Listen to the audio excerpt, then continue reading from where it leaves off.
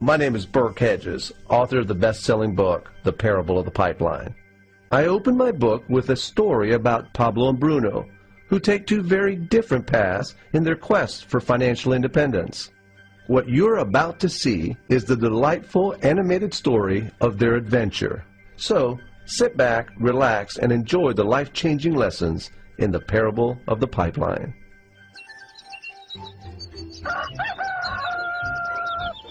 Far away, in a small village, near a beautiful valley, lived two friends, Pablo and Bruno.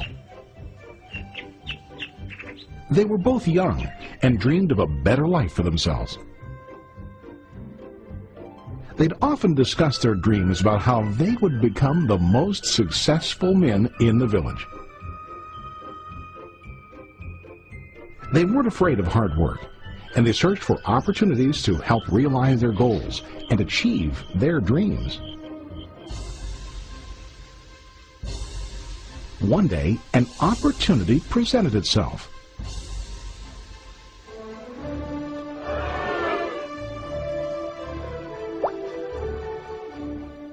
The mayor of the village decided to hire two people to bring water from a spring up on the mountain, across the valley, back down to the village.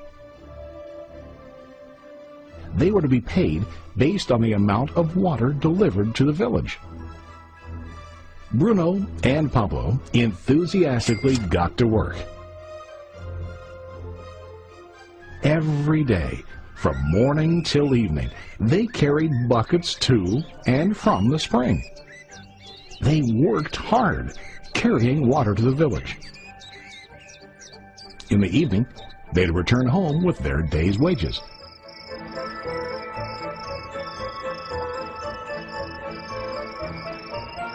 Bruno was satisfied with his work and the money he earned. He was sure that with this work he could achieve his dreams.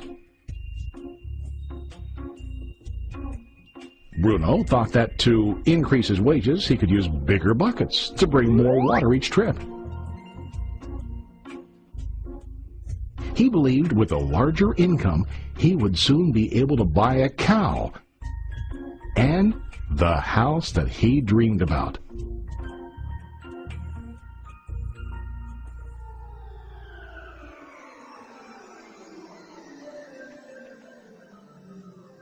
Now Pablo was not satisfied. At the end of the day, his back and hands ached, and he was exhausted. He was looking for an easier way to earn more. One day an idea occurred to Pablo. He imagined building a pipeline to deliver the water from the mountain spring to the village. With this pipeline, he could get more water to the village without carrying buckets back and forth from the spring to the village. Soon, he got very excited about his idea and began to plan.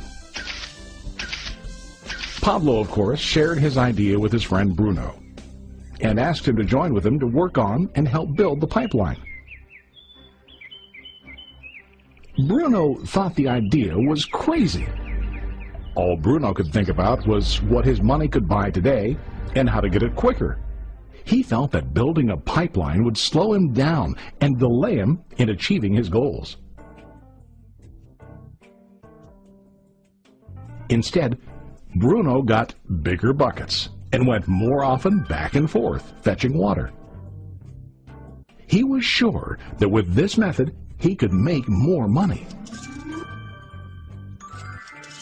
Pablo decided to build the pipeline on his own. He understood that it would not be easy to build, and it would take time to complete the pipeline. Pablo knew that it could take several years to finish, but he set his mind on his goal. Every day he worked and carried water like before. But on weekends and during his spare time, he worked hard to dig in the rocky soil and build his pipeline.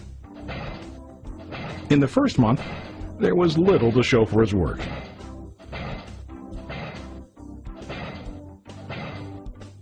Bruno and the villagers laughed and teased him. They called him Pablo the Pipeline Man. During this time, Bruno's income doubled. He already bought a cow and a bigger house. His lifestyle changed.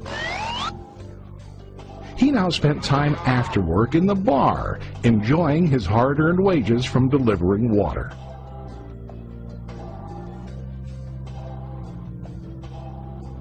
What Bruno didn't realize was that his body was starting to stoop from carrying heavy buckets every day.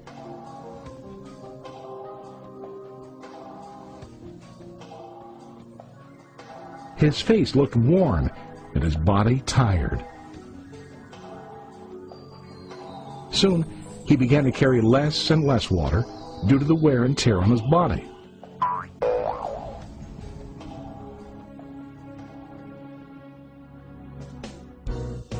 Month after month, Pablo worked. Soon a year passed, and then a second year. Finally, Pablo finished his pipeline. He now used his pipeline to deliver water to the village instead of carrying buckets. Pablo was now earning more money than ever before. The water continued flowing to the village, while Pablo wasn't working. While he slept and ate, the water flowed. Pablo was happy and proud of his insight, persistence, and hard work. Now his income flowed as long as the water flowed through his pipeline.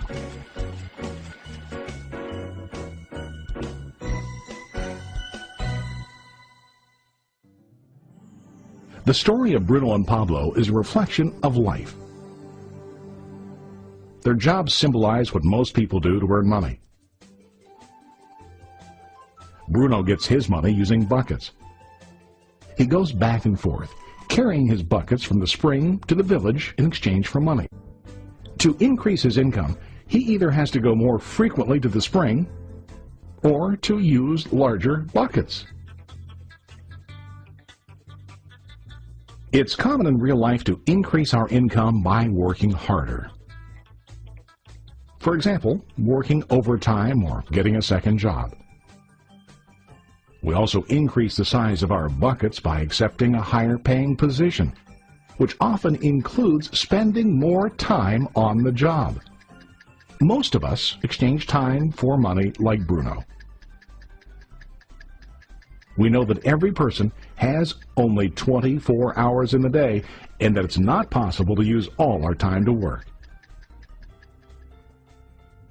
The most difficult time comes when we can no longer exchange time for money due to age, health, or other reasons. Then, our income stops. Now let's review what Pablo did. Very wisely, Pablo did not exchange all of his time for a limited income, but he used some of his time to build a pipeline. He knew that the pipeline would bring ongoing income as long as the water flowed. An ongoing income that multiplied the time he worked each day. Pablo knew that someday, maybe because of age or health, he would no longer be able to exchange his available time for money. Pablo knew that if he could make his idea of a pipeline work, then he only has to do the hard work of building the pipeline. After the pipeline was completed, Pablo was able to monitor and maintain the flow of water to ensure that his income will continue. Pablo has shown us that to earn an income, we don't always have to directly exchange time for money. There really are better ways. How about you? Are you still like Bruno, who directly exchanges time for money? Or do you want to be like Pablo, building and maintaining a pipeline for ongoing income? If you are interested in the idea of building your own pipeline, contact the person who lent you this presentation. You can start building your